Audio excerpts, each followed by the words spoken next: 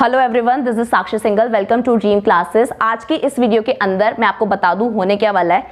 देखो, सबसे पहली चीज़, आपके जितने भी सब्जेक्ट्स हैं, आप जहाँ पर मोस्ट ऑफ द टाइम हम सारे के सारे साइंस स्टूडेंट्स होते हैं, बहुत रेयरली बहुत कम बच्चे हैं जो यहाँ पे कॉमर्स के स्टूडेंट्स हैं। तो ये वीडियो जो है साइंस स्टूडेंट्स के लिए होने वाला है।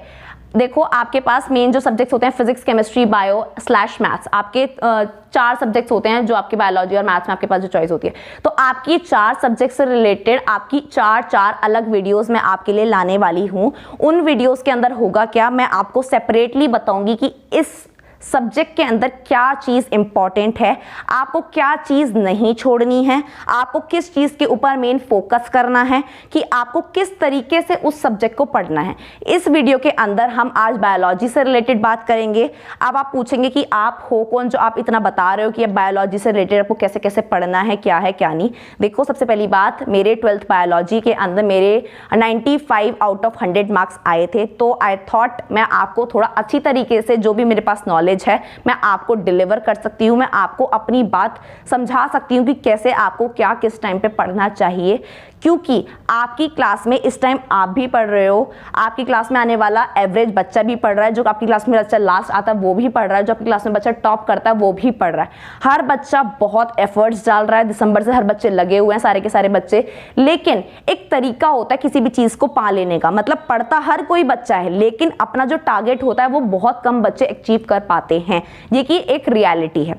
तो आपको एग्जैक्टली पता होना चाहिए कि मैं कहाँ कहाँ पे मिस्टेक कर रहा हूँ किस सब्जेक्ट को पढ़ने के लिए। मैंने बोर्ड से रिलेटेड आपकी और भी वीडियोस बनाई हुई हैं, आप देख सकते हो, आपको मिल जाएगी अपनी प्लेलिस्ट में जाके, मोटिवेशनल क्लासेस के नेम से। लेकिन इसके अलावा अब मैं आपके लिए सेपरेट सब्जेक्ट से रिलेटेड वीडियोस लाने वाली हूँ, क्योंकि अब आपके एग्जाम बहुत ज़्यादा पास आ चुके हैं। तो आज हम इस वीडियो के अंदर बायोलॉजी से रिलेटेड बात करेंगे। पहली बात, आपको मेरे पास बहुत ज़्यादा क्वेश्चंस आ रहे थे कि आप कौन सी क्लास में हो, आप क्या कर रहे हो। I am first year BDS student, bachelors of dental surgery from Shubharti dental college and hospital Meerut. और अब आपको पता चल गया होगा कि मैं क्या कर रही हूँ बायोलॉजी के बारे में। मैं आपको बिल्कुल यहाँ पे ऑनेस्टी के साथ एक एक चीज़ें बिल्कुल रियलिटी ही बताऊंगी कि आपको क्या करना क्या नहीं। सबसे पहली चीज़, आपको पता होना चाहिए कि आपके हर यूनिट का, हर सेपरेट चैप्टर का क्या क्या वेटेज है, आपका बेसिकली ब्लूप्रिंट क्या है, जो आपको CBSE या फिर आपका जो भी आपका बोर्ड है, UP बोर्ड है, CBSE बोर्ड है, जो भी आपको निकालते हैं सैंपल पेपर जो आपके निकलते हैं, वो आपका एग्जैक्टली क्या है। आपको ये चीज़ पता चल जाती है कि इस चैप्टर में से इतने क्वेश्चंस आएंगे, यानी का मतलब ऐसे आने वाला है, किस पर्टिकुलर चैप्टर में से 5 मार्क्स आने वाला है, किस पर्टिकुलर चैप्टर में से 10 मार्क्स आने वाला है। ये चीज़ आपको पहले बोर्ड के एग्जाम में फ़ायदा हो जाता है, ये आपको पता चल जाती है। अगर आपको ये चीज़ नहीं पता अभी तक, तो प्लीज़ आप उसको सर्च कर लो, नेट पर सर्च कर लो, अपने टीचर से पूछ लो, क्योंकि ये बहुत बेसिक चीज़ आपको पता होनी चाहिए। कुछ बहुत कम बच्चे होते हैं जिनको ये चीज़ नहीं पता होती कि ऐसा भी कुछ होता है, बहुत रेयर बच्चे वैसे होते हैं, बट होते हैं, मैंने खुद देखे। तो आपको ये चीज पहले क्लियर होनी चाहिए। सबसे पहली चीज, जो आपकी फर्स्ट यूनिट आ जाती है आपकी बायोलॉजी के अंदर, उसे कहते हैं रिप्रोडक्शन यूनिट, जो आपकी होती है। उसके अंदर आपके 4 चैप्टर्स हैं, जिसमें से एक चैप्टर फर्स्ट वाला CBSE में तो डिलीट हो चुका है, लेकिन मुझे और बोर्ड्स का पता नहीं है कि वो डिलीट हो चुका है नहीं हो चुका। लेकिन जब आपका फर्स्ट वाला चैप्टर वो शायद से डिलीट हो चुका है, तो आपके जो बचे हुए 3 चैप्टर्स हैं, उसके अंदर जो आपकी मेन ब्लैक हेडिंग्स वाले जो क्वेश्चंस हैं, उनका आपको आइडिया हो जाना चाहिए कि आपको उसके अंदर से क्या क्या चीज़ें करनी है। अब आप कहेंगे कि एग्जैक्टली आप कहना क्या चाहते हो। देखो, आपके हर चैप्टर के अंदर कुछ इंपॉर्टेंट टॉपिक्स होते हैं, वो आपको पता होता है कि ये वाला एग्जैक्टली एक इंपॉर्टेंट पॉइंट है या फिर इंपॉर्टेंट टॉपिक है। उसके अंदर भी जो आपकी ब्लैक हेडिंग्स है, वहां से आपके सबसे ज्यादा 1 मार्क्स के क्वेश्चन बनने के चांसेस होते हैं, जो आपके MCQs होते हैं। आपके, मैंने सुना है कि बहुत ज्यादा MCQs बहुत बढ़ चुके हैं। MCQs की जो थी 30, 40, 50 तक आ चुके हैं, आपके बहुत ज्यादा बढ़ चुके हैं। अब आपको 1 मार्क्स वाले क्वेश्चन में क्या होता है, या तो आपका सही या तो आपका गलत। 2 मार्क्स वाले क्वेश्चन में तो एटलीस्ट ये हो जाता है, आप कुछ लिख के आओ तो टीचर आपको 1 नंबर दे देता है। लेकिन यहाँ पर आपको इतना ज्यादा रिस्क हो चुका है कि 1 नंबर या तो बिल्कुल सही जाएगा या तो आपका बिल्कुल गलत जाएगा। तो आपके लिए अगर ये चीज है, तो आप इसको एक पॉजिटिव वे में देखो कि आपको एटलीस्ट थ्योरेटिकल चीजें इतनी ज्यादा फोकस नहीं करनी पड़ रही, क्योंकि थ्योरेटिकल हर बार बहुत ज्यादा आता है। इस बार आपका MCQ वाला पोर्शन बहुत ज्यादा बढ़ चुका है, तो आपको थ्योरेटिकल का आपको पता चल जाना चाहिए कि आपके 1 मार्क्स वाले क्वेश्चन कहाँ से आते हैं। जो भी आप ड्रीम क्लासेस पे या फिर कहीं पे भी आप कोई भी अपने कोर्स वगैरह जो भी आपने ज्वाइन करा हुआ है, उसमें आप 1 मार्क्स से जो भी आप क्वेश्चंस देखते हो, उनके आप टेस्ट देते हो, आप मैक्सिमम टू मैक्सिमम जितना आपका हो सकता है आप 1 मार्क्स से क्वेश्चंस करने की ट्राई करो, क्योंकि आपके 1 मार्क्स से क्वेश्चन सबसे ज्यादा आ रहे हैं इस बार, ये बात आपको भी पता है।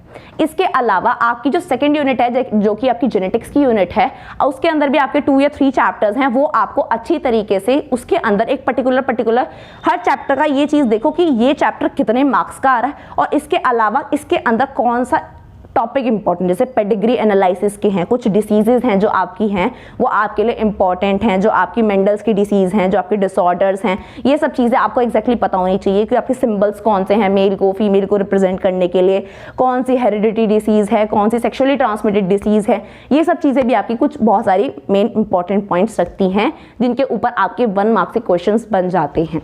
आपकी जो 3rd यूनिट आ जाती है वो है आपकी बायोलॉजी इन ह्यूमन वेलफेयर। इसके अंदर से बहुत सारे चैप्टर्स डिलीट हुए हैं कुछ बोर्ड्स के, अब एग्जैक्टली मुझे नहीं पता कि कौन से डिलीट हो चुके हैं, क्योंकि as a representer as a teacher मुझे सारा सिलेबस ही पता होता है कि आपके ये यूनिट है, ये यूनिट है, ये सब चीज़ें हैं, लेकिन मैं एग्जैक्टली नहीं बता पा रही हूँ क्योंकि हर जगह पे कुछ बच्चे कहते हैं कुछ डिलीट हुआ है, कुछ बच्चे कहते हैं कुछ डिलीट हुआ है। एग्जैक्टली आप नेट पे देख कर ही आप बिल्कुल श्योरिटी ले सकते हो, और वो भी अपने टीचर से पूछ कर ही कि हमारा डिलीट क्या हुआ है, क्योंकि सीबीएसई में कुछ और हो रहा है, शायद से यूपी बोर्ड में कुछ और हो रहा है, तो ऐसी कुछ चल रहा है मेन जो है। तो आपको एग्जैक्टली पता हो जाना चाहिए कि आपका क्या चीज़ डिलीट हुई है, ठीक है, आपकी कौन कौन सी चीज़ें कट गई हैं, कौन कौन सी चीज़ें आपकी आ रही हैं, उनके बारे में आपको बहुत अच्छी तरीके से पता होना चाहिए।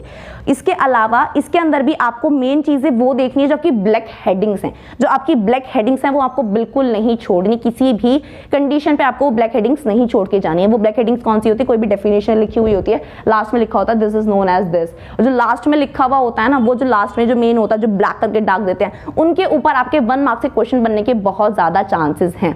इसके अलावा जो आपकी लास्ट की यूनिट आ जाती है बायोटेक्नोलॉजी, और उसके बाद से आ जाती है आपकी इकोलॉजी। इकोलॉजी के अंदर से बहुत ज़्यादा क्वेश्चंस बनते हैं, बहुत सारे पिछले प्रीवियस ईयर्स क्वेश्चन जब आप पेपर करने बैठोगे तो आपको देखने को मिलेगा कितने सारे क्वेश्चंस बन रहे हैं। ये देखो कि अगर आप कहोगे कि हम प्रीवियस ईयर्स क्वेश्चन पेपर क्यों करें, क्योंकि अब हमारा 1 मार्क्स के जो क्वेश्चन हैं वो ज़्यादा आ रहे हैं और उसमें पहले थ्योरेटिकल चीज़ें ज़्यादा थी, यानी कि लिखने के लिए ज़्यादा पहले आता था। तो आपको एक चीज़ देखनी होगी कि पहले जो थ्योरेटिकल चीज़ें जो आ रही थी, जो लिखने के क्वेश्चंस आ रहे थे, वो किस टॉपिक से पूछे जा रहे थे। जरूरी नहीं है कि अब आपका थ्योरेटिकल मतलब लिखने का नहीं आ रहा तो अब आपका टिक मार्क का आ रहा है, मतलब जो एमसीक्यूज आ रहे हैं, तो मैच मतलब ये हो सकता है कि आपके उन टॉपिक से रिलेटेबल ही आ जाएं, क्योंकि प्रीवियस ईयर्स करने से बहुत ज़्यादा आपको आइडिया मिल जाता है। वही टॉपिक्स बहुत आपके पक्के होने चाहिए, एटलीस्ट आप इतना आता हो आपको कि आप इससे भले आपको क्वेश्चंस आ जाएं या फिर इसके आपसे एमसीक्यूज आ जाए तो आप उन्हें बहुत अच्छी तरीके से कर पाओ। 1 मार्क्स के क्वेश्चंस जितना हो सकता है उतना उन्हें प्रैक्टिस करते जाओ, कुछ भी न्यू मत उठाओ। न्यू उठाने का मेरा मतलब है कि कुछ भी फालतू का मत पढ़ो, इन द सेंस गलती से वो मत पढ़ने बैठ जाना कि जो आपके मतलब डिलीट हो चुका है उसमें अपना टाइम वेस्ट कर रहे हो, या फिर अब आपके 5 या 3 चैप्टर कंप्लीट हो चुके हैं, आपको लगता है कि मुझे अच्छी तरीके से आ गए। कुछ ऐसा हमारा होता है इंटरनली, हमें लगता है कि अब मैं इसे पढ़ूंगा तो इंडियन भूल जाऊंगा, तो ये गलती प्लीज मत करो जब तक आपके वो वाले जो चैप्टर्स है वो बिल्कुल अच्छी तरीके से पक्के नहीं हो जाते। बायोलॉजी के अंदर मैं आपको एक और टिप जो अपनी ऐड करूंगी वो क्या है कि कोई भी चीज आप मार्क करते हो इंपॉर्टेंट अपनी एनसीईआरटी के अंदर, तो उसे क्या करो, उसे वहीं के वहीं स्टार लगा के मार्क कर लो या फिर उसको हाईलाइट कर लो। अगर आप कहीं देखते हो कि आपके सैंपल पेपर्स में आई हुई है या फिर आपने प्रीवियस ईयर्स क्वेश्चन पेपर में देखी थी, वही टॉपिक आपने देखा था या वो उससे रिलेटेड क्वेश्चन देखा था, अपनी एनसीईआरटी में एग्जैक्टली मार्क कर दो। मैं आपको एक अपनी एनसीईआरटी दिखाना चाहूंगी, मैं दिखाऊंगी कि आपको मैंने एग्जैक्टली किस तरीके से पढ़ा हुआ है। देखो आप अगर देख सकते हो, अभी तो फ्रंट वाला कैमरा ओपन है लेकिन थोड़ा सा आपको मतलब आइडिया हो जाएगा मैं कैसे बात कर रही हूँ। कि अब देखो जैसे कि जस्ट एग्जाम्पल कोई भी आप टॉपिक ले लो, जैसे कि अभी हमने यहाँ पे एक ओव्यूलेशन वाला टॉपिक लिया हुआ है, कुछ जैसे मेरे को यहाँ पे लगा कि यहाँ पे कुछ इंपॉर्टेंट टॉपिक्स हैं वो मैंने यहाँ पे मेंशन कर दिया। उसके अलावा मैं एक पेपर ऐसे पेस्ट कर लेती थी जिसके अंदर मैं ऐसे मेंशन कर देती थी क्या क्या चीज़ें इंपॉर्टेंट हैं, क्या क्या चीज़ें थोड़ी सी एक्स्ट्रा हैं। एक्स्ट्रा इन द सेंस जो आपके टीचर ने बताया कि ऐसे ऐसे क्वेश्चन आपका बन सकता है और आपको लगता है कि आप यहाँ पे गलती करोगे तो वो एग्जैक्टली आप यहाँ पे अगर आपको जगह नहीं मिलती आप इस तरीके से लिख सकते हो। ये एक मेरी बहुत पर्सनल एडवाइस है आपके लिए, आपको बहुत ज़्यादा यूजफुल होगी। जो आपको लग रहा है कि आप एनसीईआरटी की लैंग्वेज क्योंकि बहुत ज्यादा टिपिकल होती है, आपको लग रहा है कि आप अपने अकॉर्डिंग कुछ अच्छा बना करके अपनी लैंग्वेज में लिख रहे हो लेकिन आप बाद में भूल जाओगे, तो आप इस तरीके से उनको साइड में यहाँ पे मार्क कर सकते हो। अगर आप देख पा रहे होगे मैंने ऐसे मार्क किया हुआ है यहाँ पे, और इसके अलावा मैं आपको दिखाना चाहूँगी, मैंने जो भी चीज़ें इंपॉर्टेंट होती है उस तरीके से उनको हाईलाइट किया हुआ है, और जो भी चीज़ें हैं मैंने साइड में उन्हें इंपॉर्टेंट करके मार्क किया हुआ है। बिल्कुल ही जो चीज़ आप जितनी से शॉर्ट कर सकते हो उन्हें लिख लो। जैसे कि आपकी डिसीज़ बहुत ज़्यादा है, क्रोमोसोमल डिसऑर्डर से रिलेटेड आपकी डिसीज़ है, और आपकी जितने भी मेंडेलियन डिसऑर्डर है, sickle cell anaemia, Mendelian disorders में आपके जितने भी हैं, पेडिग्री है, उन सब चीज़ों को जो मेरे को हार्ड लगी हुई हैं वो मैंने यहाँ पे इस तरीके से यहाँ पे आप देख सकते हो, मैंने बहुत अच्छी तरीके से यहाँ पे बहुत वो करा हुआ है। और उसके बाद भी मेरे को लग रहा है कि यहाँ पे कुछ इंपॉर्टेंट है तो वो मैंने यहाँ पे इस तरीके से लिख दिया है। आप देख सकते हो मेरी एनसीईआरटी किस तरीके से, बिल्कुल देखो आप ध्यान से, मतलब मैं ट्राई करूँगी अगर आपको अच्छे से दिख जाए तो। और यहाँ पर एक तरह आप देख सकते हो मैंने यहाँ पे पेपर यहाँ पे लगाया हुआ है। और इसके अलावा आप मेरी एनसीईआरटी देखो ज़रा, एक ही चीज़ को आपको जो भी चीज़ आपको हार्ड लग रही है, जो आपको समझ में नहीं आता, वो मैंने इस तरीके से यहाँ पे लिखा हुआ है। इसके अलावा आपको एक चीज़ और दिखाती हूँ मैं कि कुछ चीज़ें ऐसी होती हैं, जैसे रिप्रोडक्शन चैप्टर के अंदर कुछ प्रोसीजर दे रखे कि इसके बाद ये हुआ, इसके बाद ये हुआ, इसके बाद ये हुआ, तो उस तरीके से आपको लर्न नहीं हो पा रहा। एक एग्जांपल मैं आपको देना चाहूँगी, आप इस तरीके से एरोज लगा करके इसके बाद ये हुआ, इसके बाद ये हुआ, इसके बाद ये हुआ, इस तरीके से आप इन चीज़ों को लर्न कर सकते हैं। एक बहुत ही ईजी तरीका है। ये कुछ टिप्स होती हैं जो आपके साथ हर कोई नहीं शेयर करता कि आपको एग्जैक्टली काम कैसे करना चाहिए, वो मैं आपको यहाँ पे तरीका बता रही हूँ। अब एक एग्जाम्पल है, जैसे कि फीमेल रिप्रोडक्शन एक बहुत लंबा टॉपिक है अपने आप में, तो मैंने यहाँ पे क्या किया हुआ है, एक पेपर के ऊपर अलग से, मतलब वो यहाँ पे एनसीईआरटी के अंदर रखा हुआ है, उसे बिल्कुल एक्सप्लेन किया हुआ है, जितना छोटे से छोटा हो सकता है मैंने उसे यहाँ पे एक्सप्लेन करने की यहाँ पे बिल्कुल कोशिश की हुई है। और जितना मैंने एक्सप्लेन किया हुआ है बहुत इनफ लिखा हुआ है। कुछ मुझे लगता है कि हाँ बहुत एक्स्ट्रा लिखा हुआ है। एनसीईआरटी के अंदर भी कुछ चीज़ें होती है एनसीईआरटी के अंदर हमें समझ में नहीं आती, तो वो मैंने उनको ऐसे एक्सप्लेन करा हुआ है इन पेपर्स के अंदर। यहाँ पे मैंने मेल रिप्रोडक्शन को एक ही पेपर में उन्हें कवर कर दिया। आप सोचोगे कि मेल रिप्रोडक्शन और फीमेल रिप्रोडक्शन अपने आप में एनसीईआरटी के अंदर 4-5 पेज का टॉपिक है, आपने एक पेपर में कैसे लिया है। देखो ये एक टेक्निक होती है लिखने की, लर्न करने की। अगर आपको कोई चीज़ लर्न नहीं हो रही होती है, उसे एक पेपर पर छोटा कर करके जितना हो सकता है, इतना छोटा भी नहीं कि आप इतनी दूर से देख के पढ़ो और आपको लर्न ना हो, इतना हो कि एटलीस्ट आप देख के पढ़ पा रहे हो, आपको मतलब दिखाई सही से दे रहा हो, तो आप उस इन चीज़ों को इस तरीके से लिख पा रहे हो। देखो आप देख पा रहे हो कि मैंने किस तरीके से उनको ऐसे फ्लो चार्ट सा बनाया हुआ है, इसके बाद ये हुआ, इसके बाद ये हुआ, इसके बाद ये हुआ, एक पैराग्राफिक फॉर्म में मैंने उन सब चीज़ों को एक्सप्लेन किया हुआ है। आप देख सकते हो, थोड़ा सा क्लोज में लेकर आती हूँ कि कैसे कैसे मैंने इन चीज़ों को एक्सप्लेन किया हुआ है। और मैंने कुछ पॉइंट्स भी यहाँ पर कवर करे हैं जो मुझे इंपॉर्टेंट लग रहे हैं। तो इस तरीके से जैसे मैंने मतलब बहुत ही ज़्यादा भी यहाँ पे अनटाइडी सी हैंड राइटिंग है ये मेरी, मैं आपको ये अपने 12th के दिखा रही हूँ जो नोट्स हैं, ये मेरे अब के नोट्स नहीं हैं, अराउंड 2 years बैक, मतलब 3 साल पुराने मान के चलो, इस तरीके से पुराने हो चुके हैं नोट, जो थोड़ी सी इनकी कंडीशन ख़राब हो चुकी है, लेकिन ये मेरे 12th के ही हैं। और तो मैंने उस तरीके से जैसे मैंने आपको पढ़ाई मैंने करी, वो मैंने आपको तरीका बता रही हूँ उस तरीके से। इसके अलावा previous years question paper please करके जाना। 5 years के मस्ट हैं प्रीवियस ईयर्स क्वेश्चन पेपर करने, बायोलॉजी के बहुत ज़्यादा इंपॉर्टेंट हैं, इनको आपको बिल्कुल नहीं छोड़ना।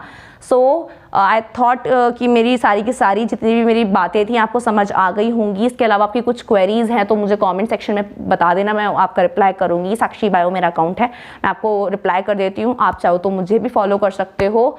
इसके अलावा थैंक यू सो मच, बहुत अच्छे से पढ़ाई करो, ज़्यादा टेंशन लेने की ज़रूरत नहीं है, थोड़ा धीरे धीरे करके भी चलोगे तो आराम से हो जाएगा। ज़्यादा स्ट्रेस नहीं लेना आप सभी को, अच्छे से पढ़ाई करो। Best of luck, I will meet you in the next video. Thank you so much.